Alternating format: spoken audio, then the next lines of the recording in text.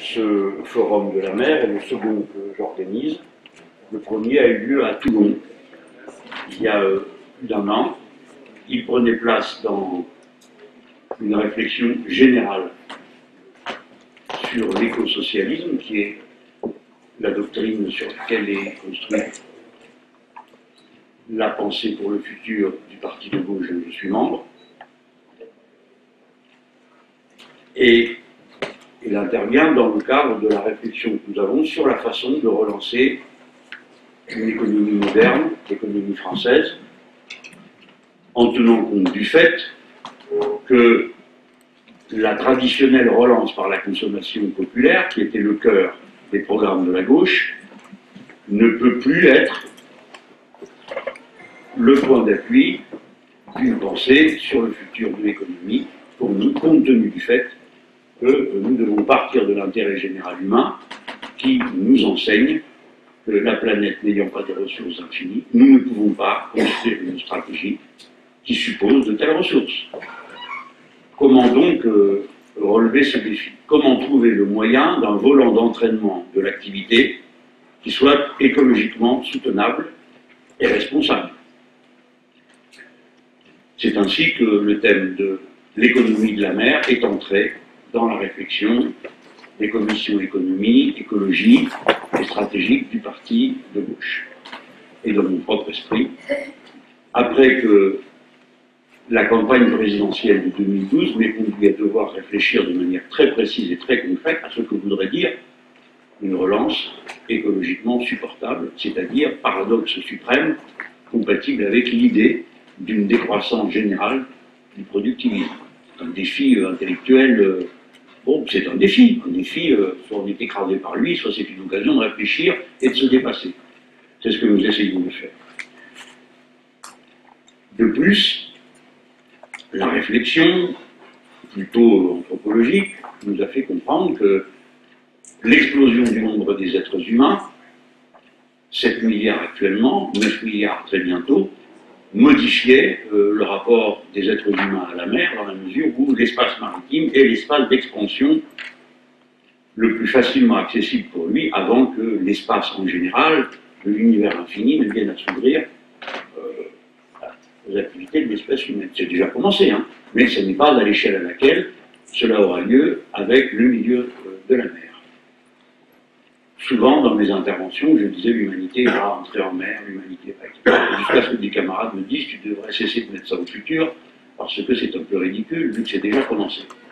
Et en effet, la mer est déjà le lieu d'une intense activité humaine, d'un côté totalement destructrice, comme résidu de son activité à terre, et d'autre part totalement prédatrice et souvent aveuglée, sauf dans le domaine de la pêche, où là la discussion du fait des conflits d'usage a dû aller extrêmement loin, et compte tenu du fait que la ressource fait l'objet d'une appréciation qui est à notre portée. Personne encore n'a été capable de calculer avec autant de précision l'impact des dégâts sur le milieu maritime de l'exploitation des minerais, des plateformes offshore de pétrole, tandis qu'on est...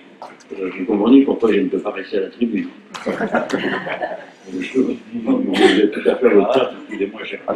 Non, bougez pas, c'est moi qui prends interrompre votre place, c'est l'échelle musicale. Donc, le milieu fait déjà l'objet de cette intervention humaine négative, comme un résultat de l'activité humaine à terre et comme un résultat de l'activité en mer. Je ne vais pas aller plus loin, puisque je suis seulement censé dire quelques mots pour expliquer ce que nous sommes en train de faire. En attendant, ces forums, à intervalles réguliers, nous ont permis d'établir une relation particulière avec les intervenants de cette économie de la mer, de cette pensée sur la mer, que sont ceux qui y participent et qui acceptent d'une manière extrêmement ouverte et généreuse le débat que nous leur demandons de mener devant nous. Car la fonction principale de ces forums est de nous enseigner et de nous former. Si je devais résumer un peu grossièrement et personnellement, il y avait une alternative. Recevoir dans mon bureau les uns derrière les autres, tous ceux qui sont des connaisseurs de l'affaire, et puis prendre des notes et résumer pour moi. Et puis l'autre idée, plus fraternelle et généreuse, consiste à dire bon, on va tous en profiter de ce savoir, on va écouter, on va entendre, on va se faire notre propre opinion, et petit à petit, nous allons nous-mêmes nous imprégner des thèmes qu'ils portent, parce qu'ils sont décisifs pour l'avenir.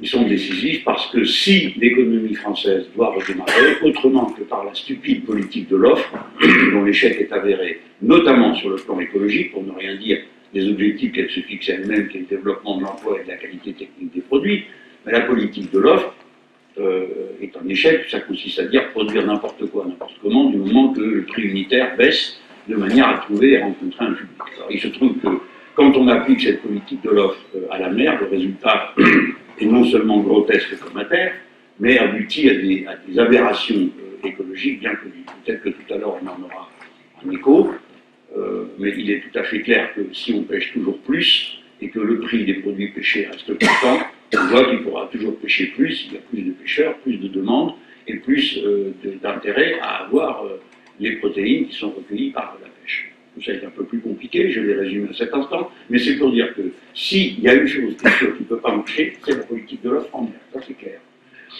La mer est aussi l'espace spécifique de la planification écologique qui nous tient, c'est-à-dire cette capacité de retrouver la maîtrise du temps long contre le temps court, qui est le temps caractéristique du capitalisme financier de notre époque.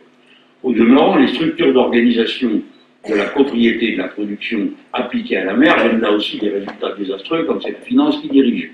À notre précédent forum, Isabelle Autissier disait nous commençons à voir arriver les fonds de pension pour acheter des parts de navigation et des quotas de pêche, et elle disait que c'est en Isabelle Autissier, je ne sais pas si elle est de notre bord politiquement, peut-être que non, peu importe, c'est pas le sujet, mais ce qu'elle disait était profondément anticapitaliste.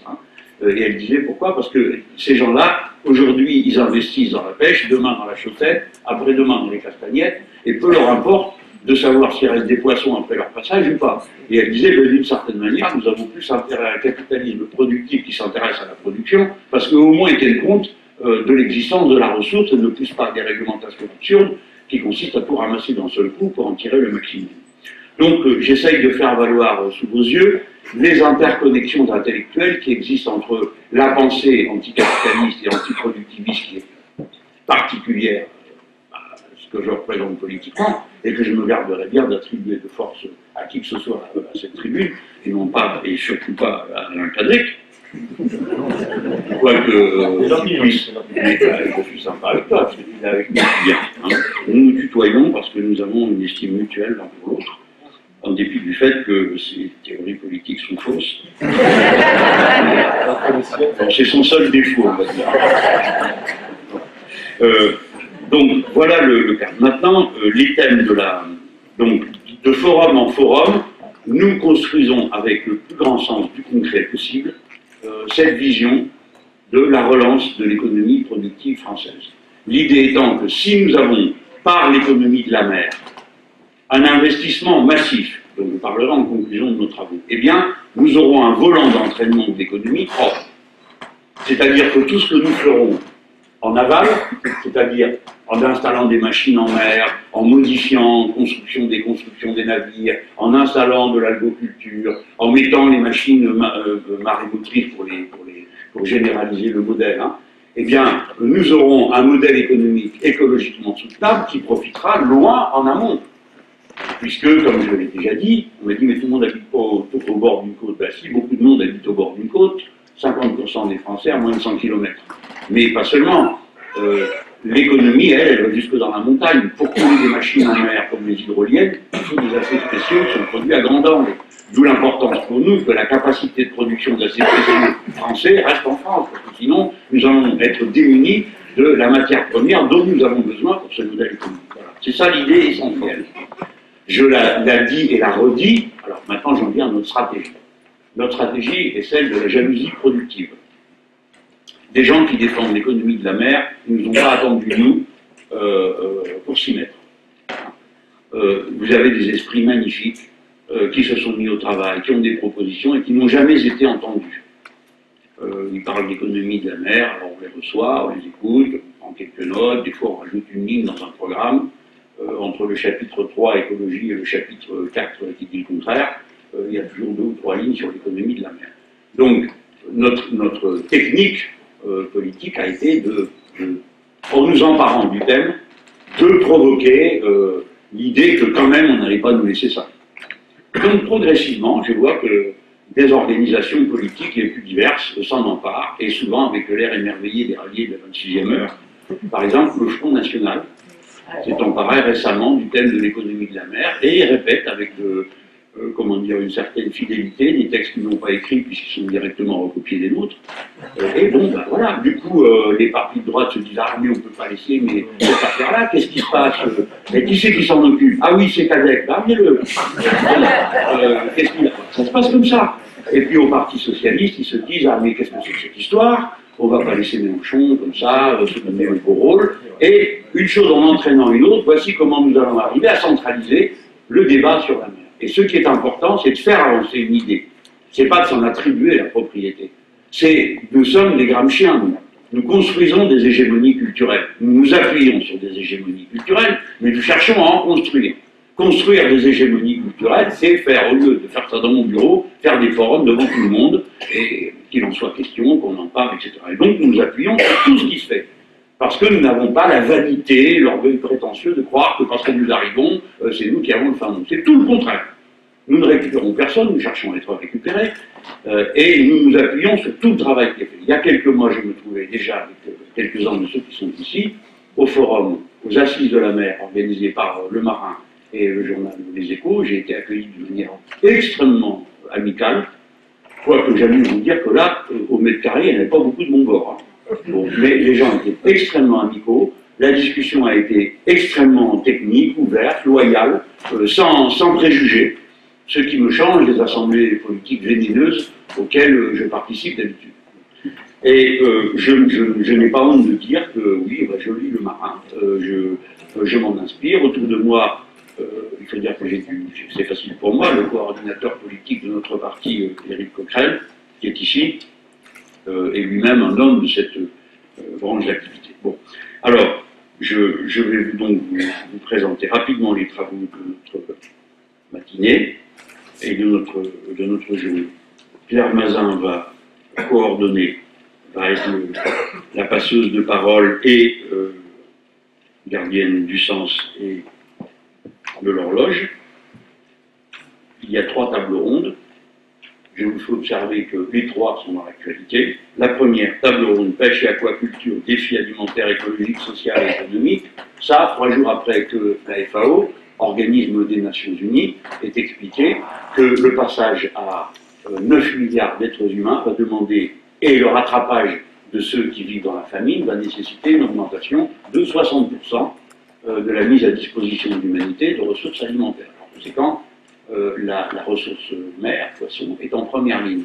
Et comme en 2013, nous sommes passés pour la première fois à ce fait historique de l'histoire humaine que la pêche a produit moins que l'aquaculture, c'est-à-dire que l'humanité vient de passer du stade de la cueillette à celui de l'agriculture, en quelque sorte en mer, eh bien, nous sommes complètement dans cette actualité de long terme de réappropriation du temps. J'ajoute que le rapport entre la réserve et l'activité humaine, nous tombons en plus au moment où il y a une dispute sur, je dis dispute, mais que personne ne prenne mal ce mot, hein, sur la question de la pêche au bar, qui au moins soulève une question que nous nous soulevons depuis un grand moment, c'est que quoi qu'on en pense, on ne peut pas gérer sous 48 heures des questions comme celle-là.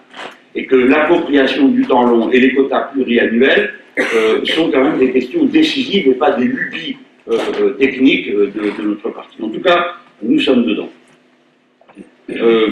La seconde table ronde, c'est l'avenir de la construction navale.